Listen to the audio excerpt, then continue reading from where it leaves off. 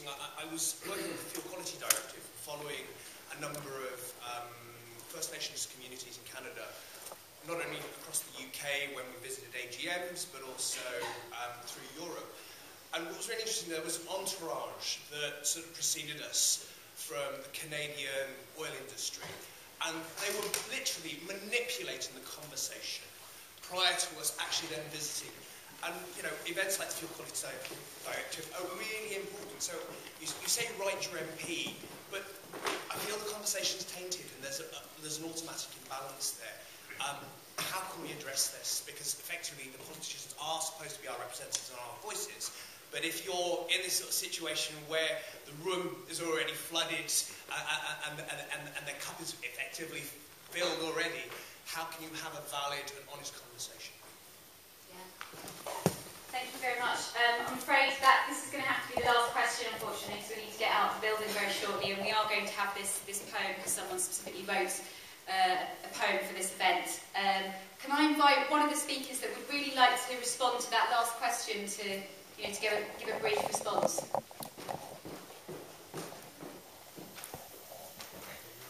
Don't assume that all MPs are the same.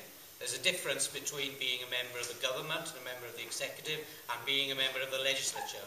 And those MPs who are a member of the legislature, the system requires them to represent the people, not in the context of the UK to represent the Crown. Thank you. I'm afraid I can't take any more questions. I'm really, really sorry, but this event started late, unfortunately, because I didn't feel like I could start it when there weren't very many people here. I'm really sorry about that. But I'd like to invite Steve to the stage to read out his lovely poem.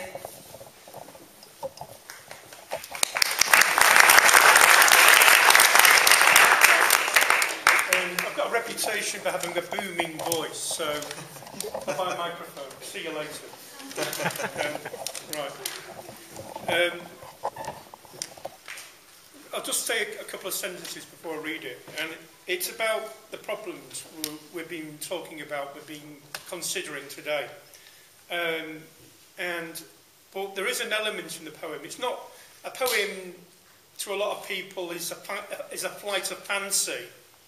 But I'm not only interested in flights of fancy because it's only when fancy, which is the imagination actually, it's a 19th century romantic term for the imagination actually. It's only when fancy is actually anchored to reality, to the world, that we come up with a solution. It's like joining the heavens to the earth. It's like joining your mind to your intellect, to your emotions.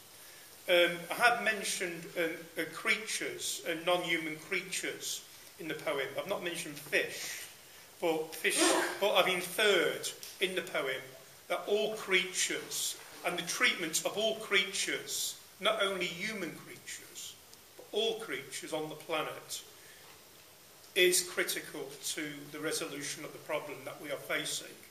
And I think that will become more evident in the future. Anyway, I've said enough, so I'm going to read what I wrote a couple of days ago. Has anybody not got a copy? Because I've given about 20. Has anybody not got a copy of it? There's about three. Right. Sorry. It'll take me about 2 seconds to read it or something like that. So. Right. Because it's not a rant. I don't rant poetry. It's for reading as well. Right. Sorry. Right. Sick earth. You so need a It's called the healing of the earth. The healing of the earth. Sick earth, you so need a rebirth. Our over-nimble fingers and minds have nonchalantly modified you into a monster.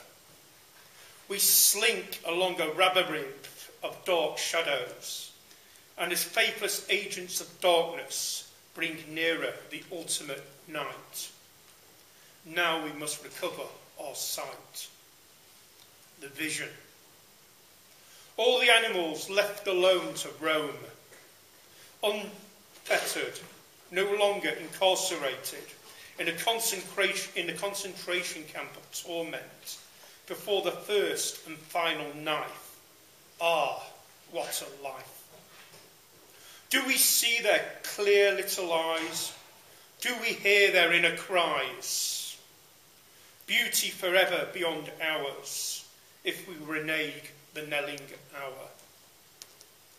Swell over Shanghai thick, gathering vapours, whilst below all's well. Myriad billionaire human automata connecting from A to B, then to C, and then to Z, to profit the most, unholy ghost. And millions of their poor minions are enslaved by the machine to the last explosive zillion. And across the globe, in the States, Ronald McDonald looks well. His still colourful hair and seductive attire.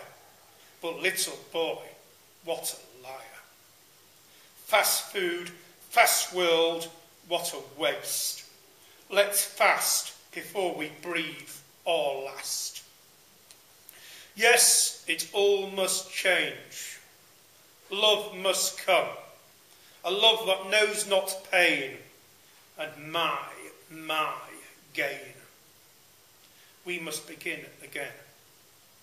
The earth's poles look so beautiful, scintillatingly silver white, but drip, it's all going, while oil plumes are still bellowing. Unstained, a child just knows love and beauty, as does the little dog and the heavenly perfumed flower. We must all now cradle our world in its final bower. Thank you.